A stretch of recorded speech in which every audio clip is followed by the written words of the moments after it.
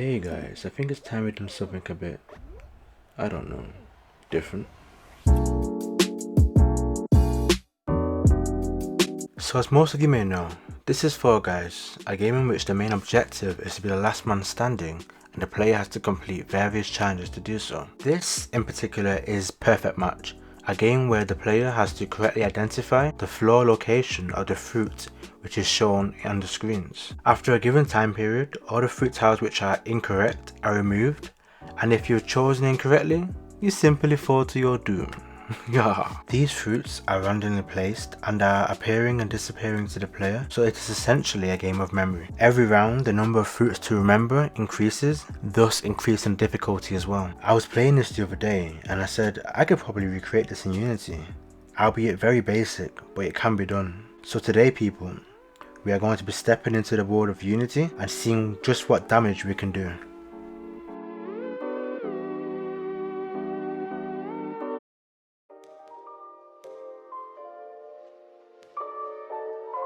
Step 1 guys, create a repo in case anything goes wrong with the project. Next I copy the URL of the Git repository, and once it's copied I can then clone it to my computer. Now I create a new Unity project using the Git repository we just cloned as the location. This means that everything will be saved inside the Git repository.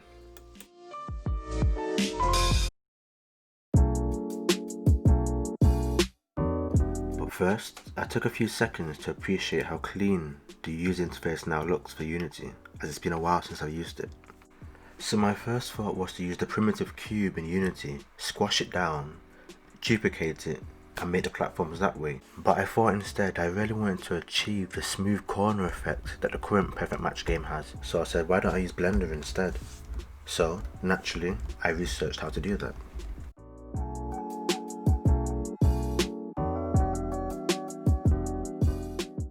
So I created a new Blender project, squashed the default cube, and then added the bevel modifier.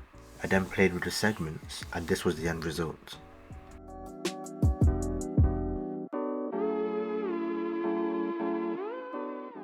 I exported the model as an FBX, dropped it into Unity, and then realized that I forgot to remove the camera and the light. So then I removed these, made the platform into a prefab, created a purple material and applied it to the platform, and then I started on the script. The script was quite simple.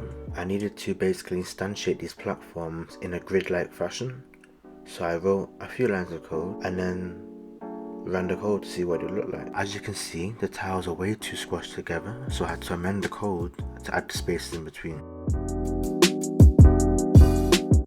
And with that, we had created the platforms. They're not as decorated as the games, but they'll do.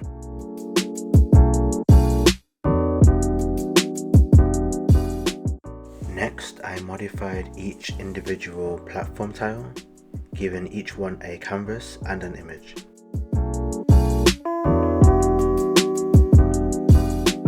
We needed the following fruits, so I thought I'd go into Pixabay and see what images I could find.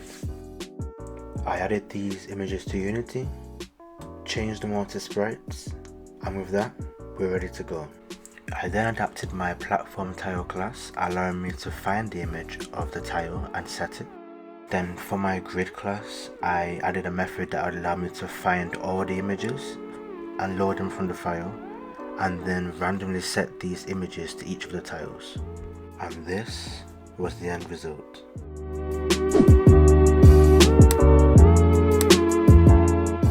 Hey, I've done it. Not quite. I needed to make sure that each round a certain amount of fruits are being shown. So first round 2 fruits, second round 4 fruits, and then for the third round all 6 fruits, which means that I had to redefine the way in which I was showing the fruits and manage it sensibly.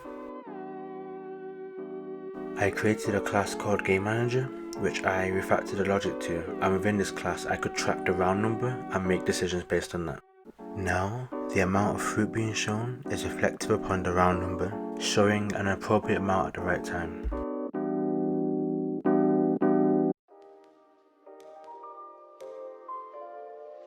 So now the tiles needed to toggle on and off as well as disappear completely. But then I also noticed that for each round there had to be a certain amount of fruits as well. So 8 of each fruit, then 4 of each fruit, and then 2 to 3. So then I added some code to reflect these changes and made use of coroutines so I can manage when changes would occur. Then I focused on adding methods which would allow me to toggle both the images and tiles on and off. So now at this point we have a game loop set up.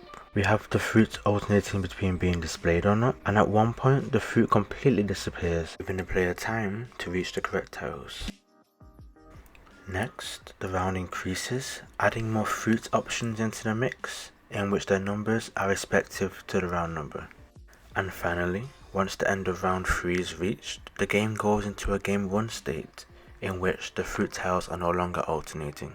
So now that the platform mechanics have been completed, the next step will be to add the screens which display the fruit and any on-screen UI.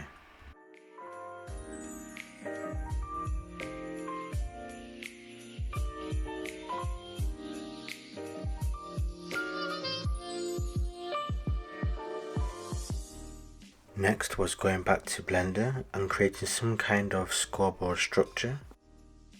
Back in Unity, I made it into a prefab, adding some color and giving it its own canvas as well, holding a text mesh pro and an image. Here we can see the scoreboard in action. We can see it counting down and eventually revealing the chosen fruit. So at this point we've added the platform and its functionality. We've also added the scoreboard. So the next thing was to add the character movement.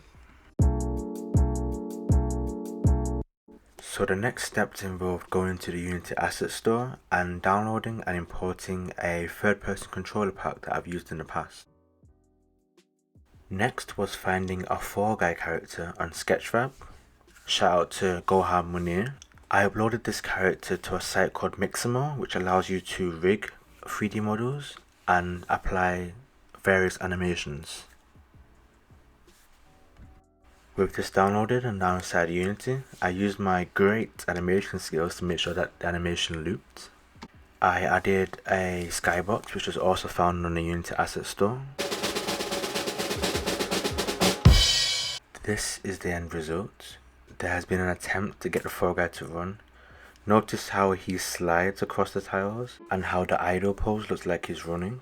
This could be fixed, but... So now all that's left to do is have the 3, 2, 1 countdown at the beginning, as well as the qualified or eliminated UI.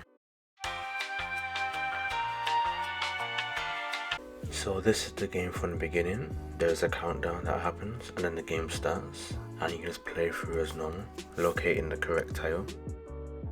Once the tile is located, stand on it and avoid falling down. I've just skipped the last round, so once I located the correct fruit tile, I stand on it, and if I don't fall off, then I'm qualified. Here's a quick example of what will happen if I do fall off. I'm eliminated. Here's a little side-by-side comparison. So although our game is not as flourished as the original Perfect Match, it's still, functionality wise, is there. The way our Fall Guy moves and his idle position is not ideal, but it works. All in all, this has been a fun challenge, and it gave me a chance to practice some of my Unity skills, and this is a concept that I would do more of in the future. I hope you guys have enjoyed today's video, and if you want to see more like this, like, comment and subscribe. See you guys soon.